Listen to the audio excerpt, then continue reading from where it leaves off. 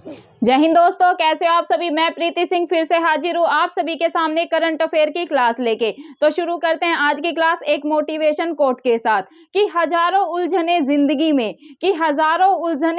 में लेकिन कोशिशें बेहिसाब। कि हजारों उलझने जिंदगी में लेकिन कोशिशें बेहिसाब, इसी का नाम जिंदगी है, चलते रहिए जनाब। तो स्टूडेंट, इसका तात्पर्य यही है कि जिंदगी में हजारों उलझने हैं। कभी जॉब से रिलेटेड प्रॉब्लम है, कभी फैमिली की प्रॉब्लम है, कभी अपनी पर्सनल कोई प्रॉब्लम होती है हर इंसान की। तो उलझने तो लाइफ में चलती रहती है, लेकिन आपको क्या करना है, आप सभी को इन प्रॉब्लम से, इन उलझनों से टैकल करके आगे बढ़ना है और अपने टारगेट को अचीव करना है। तो आपको क्या करना है, आपको चलते रहना है चीजों को टैकल करते हुए। तो शुरू करते हैं फिर आज की क्लास इसी मोटिवेशन कोट के साथ। आज काफी महत्वपूर्ण खबरें ली है, जैसे कि अभी हम कर रहे हैं डिटेल में चीजों को। काफी बच्चों की क्वेरी थी कि मैम थोड़ा डिटेल में चीजों को कराए, तो कल से हमने शुरू की है एक नई पहल, जिसमें कि हम 5 खबरें लेते हैं और उन पे विस्तार से चर्चा करते हैं। तो आज की 5 खबरें क्या है, चलो वो मैं आपको बताती हूँ। पहली है, असम के गमोचा को जीआई टैग मिला है। क्या स्टूडेंट, आप सभी को पता है कि जीआई टैग से हर बार स्टेट लेवल पीसीएस में क्वेश्चन बनता ही बनता है। तो आज मैंने जीआई टैग से 2 क्वेश्चन लिए हैं। एक तो लिया है असम के जो गमोचा को जीआई टैग मिला है वो, इसके बारे में विस्तार से जानेंगे कि कब मिला है और भी डिटेल में चीजों को जानेंगे। देन स्टूडेंट, तेलंगाना के किसे जीआई टैग मिला है, तेलंगाना के किस चीज को जीआई टैग मिला है, इसके बारे में भी जानेंगे। तो क्या करना है आपको कक्षा में अंत तक जुड़े रहना है और ज्यादा से ज्यादा कक्षा को शेयर करना है। फिर पढ़ेंगे स्टूडेंट G20 के बारे में। क्या G20 आप सभी को पता है काफी चर्चा में बना हुआ है और न्यूज में आए दिन G20 के बारे में खबरें आती रहती है। और G20 से हर बार स्टेट लेवल पीसीएस में क्वेश्चन बनता ही बनता है। कैसे बनता है G20 की सन 2022 में अध्यक्षता किसने की। अभी सन 2023 का आपसे पूछ लेंगे कि सन 2023 में G20 की अध्यक्षता किसे मिली, या सन 2023 में G20 की अध्यक्षता कौन सा देश करेगा और या कहां पर होगी G20 की अध्यक्षता सन 2023 में। इसकी थीम से भी क्वेश्चन बनते हैं। तो आज हम विस्तार से G20 के बारे में एक एक इंफॉर्मेशन को जानेंगे। तो आपको कक्षा में मैं यही कहूंगी कि अंत तक जुड़े रहना है, विस्तार से चीजों पे चर्चा करेंगे। तो बिल्कुल भी 1 मिनट के लिए भी कक्षा को स्किप नहीं करना है। देन स्टूडेंट, बात करेंगे कि भारत के 2 अन्य समुद्र तटों को क्या मिला है, ब्लू फ्लैग का प्रमाण मिला है, मतलब कि ब्लू फ्लैग का दर्जा मिला है। ये कौन से भारत के 2 अन्य समुद्र तट हैं, इनके बारे में चर्चा करेंगे और अब कितने तटों को ब्लू फ्लैग का दर्जा मिल चुका है, इस पे विस्तार से चर्चा करेंगे। देन स्टूडेंट, पढ़ेंगे हम लास्ट में 5th जो हमारी खबर है स्वच्छ सर्वेक्षण पुरस्कार के बारे में। किसके बारे में, स्वच्छ सर्वेक्षण पुरस्कार सन 2022 में किसे मिला, इसके बारे में विस्तार से चर्चा करेंगे। पहले स्थान पर कौन रहा, सेकंड पे कौन रहा, थर्ड पर कौन रहा। और ये आज 5 की 5 खबर बहुत ज्यादा महत्वपूर्ण है। अगर अंत तक आप कक्षा को देखते हैं तो 1 से 2 प्रश्न आपको यहाँ से अवश्य करंट अफेयर में देखने को मिलेगा, चाहे आप किसी भी कॉम्पिटेटिव एग्जाम्स की तैयारी क्यों ना कर रहे हो। तो पहली खबर को लेते हैं। पहली खबर क्या है हमारी, असम के गमोचा। आपसे यही पूछ ले कि असम के किसे जीआई टैग मिला है, तो 3-4 ऑप्शन में दे दे गमोचा को और आपको दे दे तंदूर, रेड ग्राम को, ऐसे करके 3-4 ऑप्शन में दे दे। तो भी आपको ध्यान में रखना है कि भाई असम के किसे जीआई टैग मिला है। तो आप यही ध्यान रखेंगे कि भाई जो असम का गमोचा है, क्या असम का जो गमोचा है इसे जीआई टैग मिला है। अब हमें ये तो पता चल गया कि भाई जो असम राज्य है भारत का पूर्वोत्तर राज्य है ना, ये तो मैप के थ्रू तो मैंने आपको बता रखा है असम कहाँ है, मेघालय कहाँ है, तो ये चीज आपको पता होगी। फिर भी चलो बता देती हूँ कि भाई असम कहाँ है। ये है अपना प्यारा भारत, ये ऐसे ऐसे ऐसे ये हो गया, तो असम यहाँ पर है बीच में, ये हो गया असम। तो आप ध्यान में रखेंगे असम के किसको, गमोचा, किसको दोस्तों, गमोचा को क्या मिला है, जीआई टैग मिला है। अब हमें ये तो पता चल गया कि भाई असम के गमोचा को जीआई टैग मिला है, लेकिन अपने को ये नहीं पता कि भाई कब दिया गया है। तो आप ध्यान में रखेंगे 13 दिसंबर सन 2022 को। कब, 13 दिसंबर सन 2022 को असम के गमोचा को जीआई टैग प्रदान किया गया है। अब आप ध्यान में रखेंगे असमिया संस्कृति एवं ये पहचान का प्रतीक है। जो असम का गमोचा है ना, जैसे हरियाणा के जो लड़के होते हैं वो डालते हैं ना गमछा से ही ले सकते हैं, गले में डाल लेते हैं ना, वो गमछा भी कहते हैं, पढ़ना भी कह देते हैं कई लोग। तो ऐसे ही ये असम का क्या है, गमोचा। असम का क्या है, गमोचा। ये भी वहाँ की पहचान है। क्या है? असमिया संस्कृति को ये प्रदर्शित करता है। असमिया संस्कृति एवं ये पहचान का प्रतीक है। असम के कल्चर का और उनकी पहचान का प्रतीक है क्या? असम का गमोचा। क्या? गमोचा। ये चीज आप ध्यान रखेंगे। असम में बिहू त्योहार के दौरान प्रस्ताव के लिए बने गमोचा को बहुवन के नाम से भी से जाना जाता है। अगर ये बोल दिया जाए कि भाई गमोचा को और किस नाम से जाना जाता है, तो आप क्या लगाएंगे? बहुवन। क्या? बिहुवन। हाँ सॉरी, बिहुवन। क्या? बिहुवन। तो आप ध्यान में रखेंगे जो असम का गमोचा है जिसे कि जीआई टैग मिला है, इसे अन्य नाम से क्या जाना जाता है? बिहुवन के नाम से जाना जाता है। किसके नाम से जाना जाता है? बिहुवन के नाम से जाना जाता है। और एक चीज आपको और पता चल गई, जो बिहू त्योहार है ना, कई बार यहाँ से भी स्टेट लेवल पीसीएस में क्वेश्चन बना है कि भाई बिहू त्योहार, क्या आपको दिख रहा होगा बिहू त्योहार कहाँ पर मनाया जाता है? आपको 4 ऑप्शन में दे दे, असम में, मेघालय में, अरुणाचल प्रदेश में, या फिर एक और दे दें आपको, आप लगा लो अरुणाचल प्रदेश में। आपको 4 ऑप्शन दे दे और बिहू त्योहार आपको फोकस करना है। बिहू त्योहार जहां पर भी आ जाए आपको ध्यान में रखना है स्टूडेंट, जो बिहू त्योहार है ये मनाया जाता है असम राज्य में। कहां पर मनाया जाता है? ये मनाया जाता है असम राज्य में। अब हमने जान लिया कि भाई बिहू त्योहार कहां पर मनाया जाता है? असम में। और जो असम के गमोचा है उसको जीआई टैग मिला है। जो गमोचा है ये वहां की संस्कृति, कल्चर और पहचान का प्रतीक है। और गमोचा को अन्य किस नाम से जाना जाता है? बिहुवन के नाम से जाना जाता है। किसके नाम से जाना जाता है?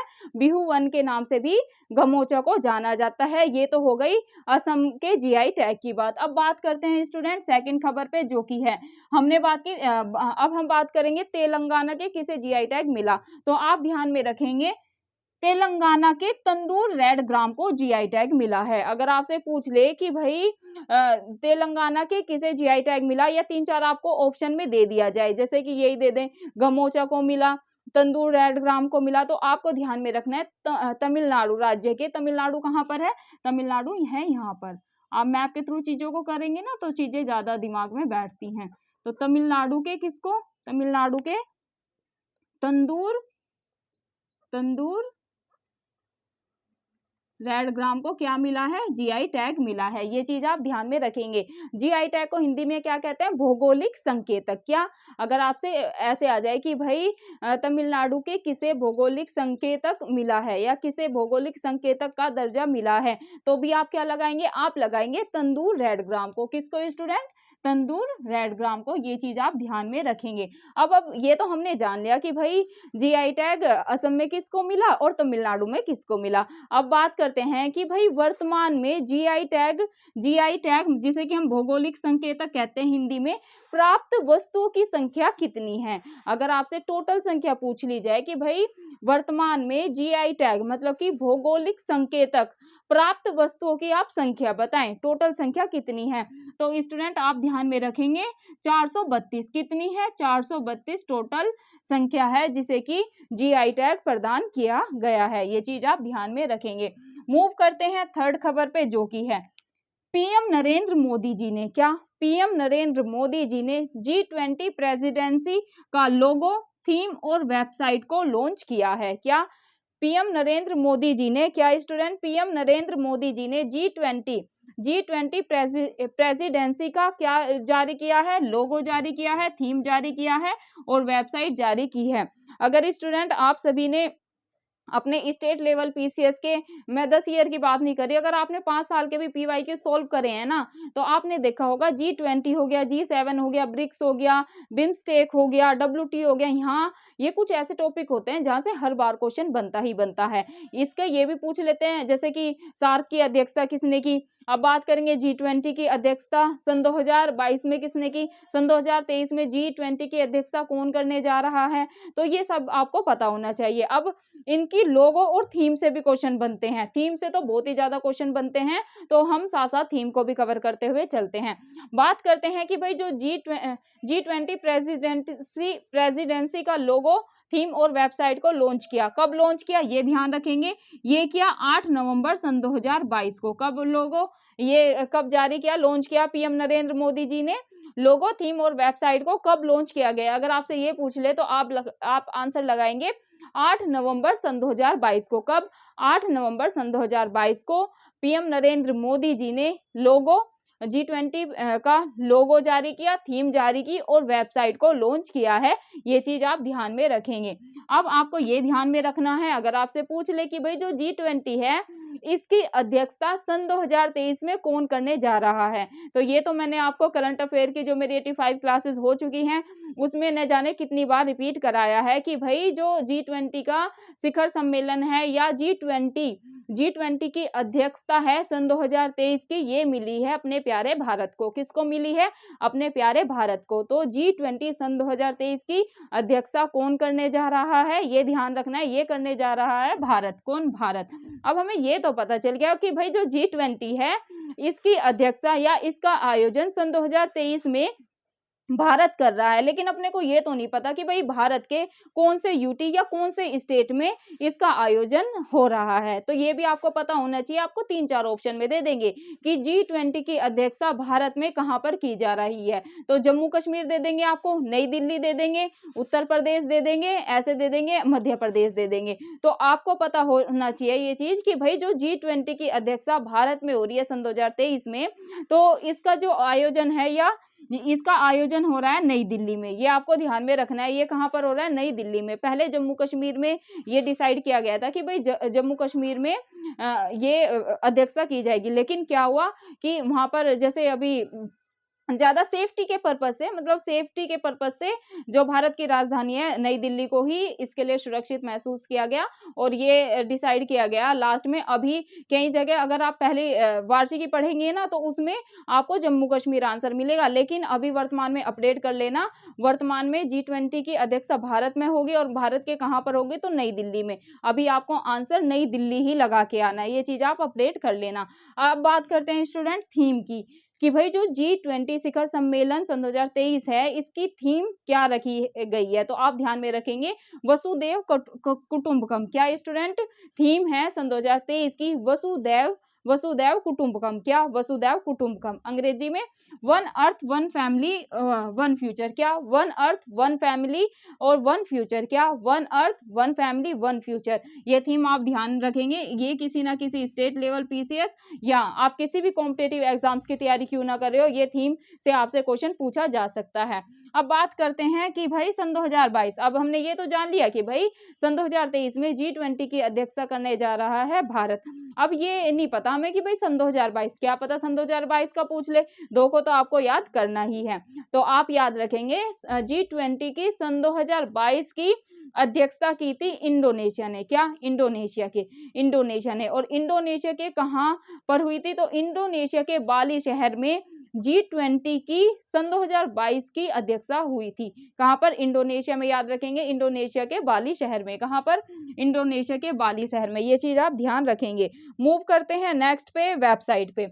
अगर आपसे पूछे कि भाई वेबसाइट पीएम मोदी जी ने लॉन्च की है, ये वेबसाइट क्या है G20 की, तो आप वेबसाइट को भी ध्यान रखेंगे। 3-4 ऑप्शन दे देंगे तो आपको ये वेबसाइट को याद कर लेना है। www.g20.in। क्या? www.g20.in। ये है वेबसाइट किसकी? G20 की ये वेबसाइट है जिसे कि आदरणीय नरेंद्र मोदी जी ने, जो कि अपने पीएम है, इन्होंने लॉन्च की है ये वेबसाइट। ये चीज आप ध्यान रखेंगे। अब ऐप की भी बात कर लेते हैं। ऐप को भी जारी किया है नरेंद्र मोदी जी ने। ये ऐप क्या है? ये है G20 इंडिया। क्या? अगर आपसे ऐप पूछ ले तो आप लगाएंगे G20 इंडिया। क्या है ऐप G20 का? तो सिंपल ही है, G20 इंडिया आपको लगा देना है। अब बात करते हैं स्टूडेंट, ये तो हो गई करंट की बात जो कि आपसे क्वेश्चन पूछे जा सकते हैं। अब आप ये भी जान ले कि भाई जो G20 है इसमें कितनी मेंबर कंट्री शामिल है। तो आप ध्यान में रखेंगे 19 देश शामिल है और एक यूरोपियन यूनियन को मिलकर बनता है G20। 19 देश और प्लस में यूरोपियन यूनियन को मिलकर क्या बनता है? G20। अगर आपसे G20 का हेडक्वार्टर, जिसे कि हिंदी में हम मुख्यालय कहते हैं, अगर आपसे G20 का मुख्यालय पूछ ले, क्योंकि आप सभी को पता है सार्क, बिम्स्टेक और आसियान, इन सब के हेडक्वार्टर से भी क्वेश्चन बनते हैं। G20 का अगर हेडक्वार्टर पूछ ले तो आपको दिया हो कि भाई वॉशिंगटन DC में, USA में, न्यूयॉर्क में, ऐसे करके आपको ऑप्शन में दे दें और फोर्थ आपको दिया हो इनमें से कहीं नहीं, तो आप लगाएंगे कहीं नहीं। G20 का मुख्यालय कहीं पर भी नहीं है। ये चीज आप G20 के बारे में ध्यान में रखेंगे। अब स्टूडेंट नेक्स्ट खबर पे मूव करते हैं, जो कि है फोर्थ खबर है हमारे, भारत के दो अन्य समुद्र तटों को, क्या भारत के दो अन्य समुद्र तटों को क्या मिला है, ब्लू फ्लैग का प्रमाणन मिला है। मतलब कि ब्लू फ्लैग प्रमाणित कर दिए गए हैं। ये भारत के कौन से दो समुद्र तट हैं, ये आपको ध्यान रखना है। ये बात करते हैं ब्लू फ्लैग प्रमाणन समुद्र तट की, तो ये दो हैं जिन्हें की ऐड किया गया है।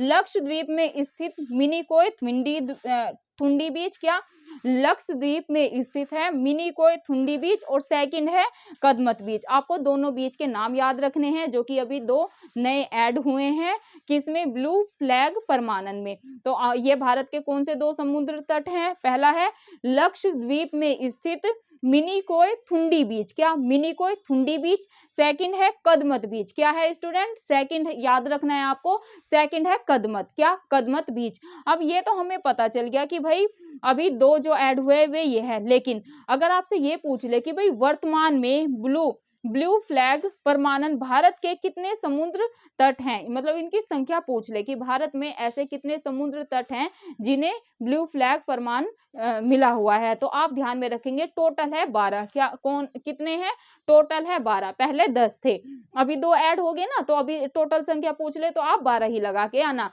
अब आपको ये भी पता होना चाहिए कि भाई ये 12 कौन कौन से है, दो तो आपको याद हो गए, दो कौन कौन से है, मिनिकोय थुंडी बीच और दूसरा है कदमत, लेकिन आपको ये भी याद होना चाहिए कि भाई वे 10 कौन से हैं जिन्हें पहले से ही ब्लू फ्लैग प्रमाणन प्राप्त है, तो इन पे भी चर्चा करते हैं। पहला है स्टूडेंट ओडिशा का गोल्डन तट, क्या ओडिशा के गोल्डन तट को, जो ओडिशा का गोल्डन तट है इसको क्या मिला है, इसको पहले से ही ब्लू फ्लैग प्रमाणन प्राप्त है, ये चीज ध्यान में रखेंगे। सेकंड है गुजरात के शिवराजपुर तट को मिला हुआ है। थर्ड है केरल के कप्पड़, क्या केरल के कप्पड़ को मिला हुआ है। आंध्र प्रदेश के रुशिकोड़ा, क्या आंध्र प्रदेश के रुशिकोड़ा को मिला हुआ है। देन बात करते हैं कर्नाटक के पादुबिद्री व कासरकोड को मिला हुआ है। देन बात करते हैं अंडमान निकोबार द्वीप समूह की, इसके राधानगर को मिला हुआ है, किसको, अंडमान निकोबार के राधानगर को मिला हुआ है ब्लू फ्लैग। देन बात करते हैं दमन व द्वीप की, क्या दमन व द्वीप की, तो इसको घोगला जो तट है इसको ब्लू फ्लैग प्रमाणन मिला हुआ है। बात करते हैं तमिलनाडु की, तमिलनाडु के कोवलम को मिला हुआ है। बात करते हैं पदुचेरी